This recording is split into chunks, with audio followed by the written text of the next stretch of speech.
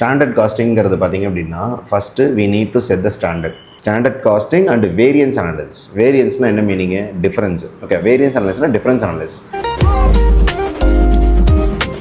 Standard காஸ்டிங்கிறது பார்த்திங்க அப்படின்னா first we need to set the standard. So standard என்னங்கிறத பார்த்துட்டு அந்த ஸ்டாண்டர்டை செட் பண்ணதுக்கப்புறம் அதை ஆக்சுவலோட கம்பேர் பண்ணி பார்க்கணும். அந்த ஆக்சுவல் வந்து நமக்கு பாசிட்டிவாகவும் இருக்கலாம், நெகட்டிவாகவும் இருக்கலாம். ஓகேவா? ஸோ ஸ்டாண்டர்டுங்கிறது ஒரு டார்கெட்டுன்னு வச்சுக்கலாம். அது ஆக்சுவல் வந்து நம்ம ஆக்சுவலோட அதை கம்பேர் பண்ணி பார்க்கணும். ஆக்சுவல் ரிசல்ட் என்னென்னு பார்க்கணும். ஸோ ஆக்சுவலோட கம்பேர் பண்ணி பார்க்கும்போது ஓகேவா, நமக்கு வரக்கூடிய ரிசல்ட் வந்து பாசிட்டிவாகவும் இருக்கலாம், நெகட்டிவாகவும் இருக்கலாம். ஸோ ஒரு ரிசல்ட் நமக்கு கிடச்சிது அப்படின்னா நம்ம டார்கெட்டை நம்ம அச்சீவ் பண்ணோமா பண்ணலையா, அச்சீவ் பண்ணிட்டோம் அப்படின்னா அதை எப்படி பண்ணணும், அச்சீவ் பண்ணல அப்படின்னா ஏன் பண்ணலை, அது ஏன் பண்ணலைங்கிறதுக்கு உண்டான காரணம் என்ன, இதெல்லாம் அனலைஸ் பண்ணுறதுக்கு பேர் தான் standard costing. Standard costing and variance analysis. வேரியன்ஸ்னால் என்ன மீனிங்கு? டிஃப்ரென்ஸ். ஓகே, வேரியன்ஸ் அனாலிசிஸ்னால் டிஃப்ரென்ஸ் அனாலிசிஸ். இப்போ நம்ம செட் பண்ண டார்கெட்டுக்கும் நம்ம ஆக்சுவலுக்கும் ஒரு டிஃப்ரென்ஸ் வருது அப்படின்னா அந்த டிஃப்ரென்ஸ் எதனால் வந்துச்சு, அதுக்குண்டான காரணம் என்ன, அந்த காரணம் மறுபடியும் வராமல் இருக்கிறதுக்கு நம்ம என்ன பண்ணணும், இதெல்லாம் தான் வந்து ஸ்டாண்டர்ட் காஸ்டிங்கோட பேசிக்ஸ். ஃபார் எக்ஸாம்பிள், இப்போ 1 மணி நேரத்துக்கு எவ்வளோ பேஜஸ் படிப்போங்கிறது ஒருத்தருக்கு மாறும். ஓகேவா? ஃபார் எக்ஸாம்பிள், ஒரு காமனாக we can take it as an example. 1 மணி நேரத்துக்கு ஒரு 4 பேஜ் படிக்கிறோன்னு வச்சுக்கோங்க. ஓகேவா? அப்போ அதுதான் வந்து ஸ்டாண்டர்ட் ரேஷியோ. So 1 ஹவருங்கிறது 4 pages. ஓகேவா? நெக்ஸ்ட், அப்போ இன்றைக்கி ஒரு 12 மணி நேரம் படிக்க போகிறோம் அப்படின்னு நீங்கள் பிளான் பண்ணுறீங்க அப்படின்னா then your target should be 48 pages. ஓகேவா? டே எண்டில் நீங்கள் 52 பேஜஸ் படிச்சிருக்கிறீங்க அப்படின்னா அது எவ்வளோ நேரம் படிச்சிங்கிறதுக்கு உண்டான ஹவர்ஸ் எடுக்கணும் நம்ம. ஓகேவா? நான் வந்து 52 ஹவர்ஸ் படிச்சிருக்கேன். ஓகேவா? பட் 52 ஹவர்ஸை நான் 11 ஹவர்ஸில் முடிச்சிருக்கிறேன் அப்படின்னா 11 ஹவர்ஸ் உட்காந்து 52 பேஜஸ் படிச்சிருக்கிறேன் அப்படின்னா தென் இங்கே இந்த 52க்கும் உங்களோட டார்கெட் 48க்கும் டிஃப்ரென்ஸ் 4. அந்த டிஃப்ரென்ஸ் 4ங்கிறது ஃபேவரபுளான டிஃப்ரென்ஸ், உங்களுக்கு பாசிட்டிவான டிஃப்ரென்ஸ். ஏன்னா நீங்கள் வச்ச டார்கெட்டே 48 தான். ஓகேவா? அச்சீவ் பண்ணதோ 52. ஓகேவா? அப்போ அந்த டிஃப்ரென்ஸ் 4 எதனால் வந்துச்சுன்னு பார்த்தீங்கன்னா ஹவர்ஸ்னாலையும் வந்திருக்கும். ஓகேவா? உங்களோட ஸ்பீடுனாலையும் வந்திருக்கும். ஓகேவா? ஹவர்ஸ்னால வந்து டிஃப்ரென்ஸ் எடுத்து பாருங்கள், உங்களுக்கு அது நெகட்டிவாக தான் இருக்கும்னு நான் நினைக்கிறேன். ஏன்னா நீங்கள் என்ன சொன்னீங்க, 12 மணி நேரம் படிப்பேன்னு சொன்னீங்க. ஆனால் நீங்கள் படித்ததோ 11 மணி நேரம் தான். அப்போ 1 மணி நேரம் கம்மியாக தான் படிச்சிருக்கிறீங்க. அப்போ டார்கெட் பண்ணதை விட கம்மியாக தான் அச்சீவ் பண்ணியிருக்கிறீங்க அப்படின்னா அது நெகட்டிவ். அப்புறம் எப்படி சார் நமக்கு வந்து ரிசல்ட் பாசிட்டிவாக வந்துச்சுன்னு பார்த்தீங்க அப்படின்னா ரிசல்ட் பாசிட்டிவாக வந்ததுக்கு காரணம் ஓகேவா, 1 மணி நேரத்துக்கு நீங்கள் இவ்வளோ பேஜ் படிப்பேன்னு சொன்னதை விட எக்ஸஸ் படிச்சிருக்கிறீங்க. ஓகேவா? ஏன்னா நீங்கள் என்ன சொன்னீங்க, 1 மணி நேரத்துக்கு 4 பேஜ் தான் படிப்பேன்னு சொன்னீங்க. ஓகேவா? இங்கே 11 மணி நேரம் படித்து 52 பேஜ் படிச்சிருக்கிறீங்க. ஓகேவா? ஸோ 11 மணி நேரத்துக்கு 52 பேஜுங்கிறப்ப கிட்டத்தட்ட பார்த்தீங்க அப்படின்னா 4.5 பேஜுக்கு மேலே படிச்சிருக்கிறீங்க. ஓகேவா?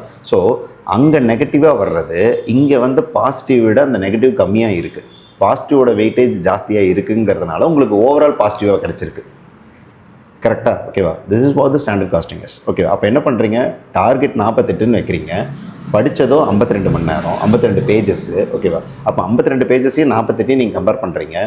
4 வந்து எக்ஸஸாக படிச்சிருக்கீங்க. இந்த 4 எதனால் எக்ஸஸாக படிச்சிங்கிறத டீப்பாக அனலைஸ் பண்ணுறீங்க. ஓகேவா? அப்போ ஃபஸ்ட்டு ஸ்டாண்டர்ட்னு ஒன்று ஃபிக்ஸ் பண்ணுறீங்க, ஆக்சுவல்னு ஒன்று கிடைக்குது. அந்த ஆக்சுவலையும் ஸ்டாண்டர்டையும் கம்பேர் பண்ணுறீங்க, உங்களுக்கு ஒரு ரிசல்ட் கிடைக்குது. அந்த ரிசல்ட்டுங்கிறது 4 இந்த எக்ஸாம்பிளில். அந்த ரிசல்ட் பாசிட்டிவாக இருக்குது. அந்த பாசிட்டிவுக்கு என்ன காரணம் உள்ள இறங்க போய் பார்த்தோம் அப்படின்னா 2 காரணங்கள் இருக்கும். நீங்கள் எவ்வளோ ஃபாஸ்ட்டாக படிச்சிங்க, எவ்வளோ நேரம் படிச்சிங்க. ஓகேவா? எவ்வளோ ஃபாஸ்ட்டாக படிச்சிங்கன்னு பார்த்தோம் அப்படின்னா ரொம்ப ஃபாஸ்ட்டாக படிச்சிருக்கீங்க. 4 பேஜுன்னு சொன்ன இடத்துல 4.5 பேஜ் படிச்சிருக்கீங்க. ஓகேவா? பட் இதுவே வந்து நீங்கள் ஹவர்ஸ் பாயிண்ட் ஆஃப் வியூவில் பார்த்தீங்க, எவ்வளோ நேரம் படிச்சிங்கன்னா அது நெகட்டிவாக இருக்குது. பட் ஓவராலாக பாசிட்டிவாக நெகட்டிவான்னு பார்த்தீங்கன்னா பாசிட்டிவ் தான் இருக்குது. என்ன ரீசன்னா, ஃபாஸ்ட்டாக படித்ததோட பாசிட்டிவ் ஜாஸ்தியாக இருந்து ஓகேவா, கம்மி நேரம் படித்ததோட நெகட்டிவ் கொஞ்சம் கம்மியாக தான் இருக்குங்கிறப்ப பாசிட்டிவ் எக்ஸஸாக இருக்கும்போது ஆப்வியஸாக உங்களுக்கு கிடைக்கக்கூடிய ரிசல்ட் பாசிட்டிவாக இருக்குது. ஓகேவா? இது இன்னும் எக்ஸாம்பிளாக சொல்கிறேன். இந்த பாசிட்டிவ் நெகட்டிவ் மேபி கன்ஃபியூஸ் ஆகிற மாதிரி இருந்ததுன்னா இது இன்னும் எக்ஸாம்பிளாக சொன்னால் சார்ஜ் போட்டுக்கிட்டே ஃபோன் யூஸ் பண்ணுற மாதிரி சொல்லலாம். ஓகேவா? சார்ஜ் போட்டுக்கிட்டே நீங்கள் ஃபோன் யூஸ் பண்ணுறீங்க அப்படின்னா சார்ஜ் வந்து நீங்கள் சார்ஜ் போட்டு ஃபோன் யூஸ் பண்ணும்போது ஃபோனோட பேட்டரி பர்சன்டேஜ் இன்க்ரீஸ் ஆகுமா, டிக்ரீஸ் ஆகுமா, மெயின்டைன் ஆகுமா அப்படின்னு நீங்கள் சொல்லவே முடியாது. நீங்கள் என்ன இதை சார்ஜ் போட்டுக்கிட்டே யூஸ் பண்ணுறீங்கிறத பொறுத்த முடிவாகும். ஓகேவா?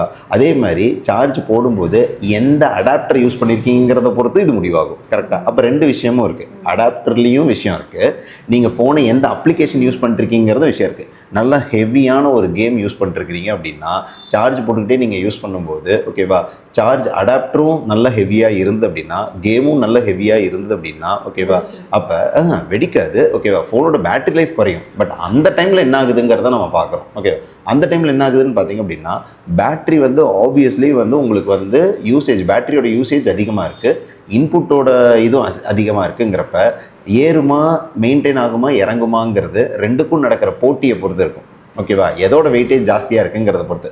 பேட்டரியோட அடாப்டரோட பவர் ஜாஸ்தியாக இருந்ததுன்னா ஓகேவா, ஃபோனோட அப்ளிகேஷனோட யூசேஜ் கம்மியாக இருந்ததுன்னா சார்ஜ் அதிகமாக ஏற ஆரம்பிக்கும். ஓகேவா, ரெண்டும் சேமாக இருந்ததுன்னா சார்ஜ் மெயின்டைன் ஆகும். ஓகேவா, ஒருவேளை அடாப்டரோட பவர் வோல்டேஜ் வந்து கம்மியாக இருந்து ஃபோனோட அப்ளிகேஷனோட யூசேஜ் ஜாஸ்தியாக இருந்துச்சுன்னா பேட்ரி குறைஞ்சிட்டே தான் வரும். ஓகேவா, இப்போ 10% இருக்குது, நல்ல ஹெவியான ஒரு கேம் விளையாடுறோம், அடாப்டர் வந்து என்கிட்ட வந்து ஹை ஆர்ம்ஸ் அடாப்டர் இல்லை, கம்மியான ஆர்ம்ஸ் அடாப்டர் தான் இருக்குது, அதை போட்டு நான் கேம் விளையாடுறோம் அப்படின்னா 10ங்கிறது சீக்கிரமாக குறைய வேண்டியது மெதுவாக குறைஞ்சிட்ருக்கும். ஏன்னா என்கிட்ட அடாப்டரோட இது வந்து வோல்டேஜ் வந்து கம்மியாக தான் இருக்குது. ஓகேவா, பட் ஆர்ம்ஸ் கம்மியாக தான் இருக்குது. அப்போ ஃபோனோட யூசேஜ் ஜாஸ்தியாக இருக்குது. அப்போ ஃபோனோட யூசேஜ் ஹெவியாக இருந்து இது கம்மியாக இருக்கிறனால பேட்டரி இன்னும் குறைய தான் செய்யும். ஆனால் ஃபாஸ்ட்டாக குறையாமல் ஸ்லோவாக குறைஞ்சிட்ருக்கும். பேட்டரி எடுத்துட்டீங்க, சார்ஜர் எடுத்துட்டிங்கன்னா பயங்கர ஃபாஸ்ட்டாக குறையும். அதே கான்செப்ட் தான் இங்கேயும். ஓகேவா, ஏன்னா நீங்கள் பாசிட்டிவாக நெகட்டிவாங்கிறது எதோட இம்பாக்ட் எதில் வெயிட்டேஜ் ஜாஸ்தியாக இருக்குங்கிறத பொறுத்து அது முடிவாகும். ஓகேவா.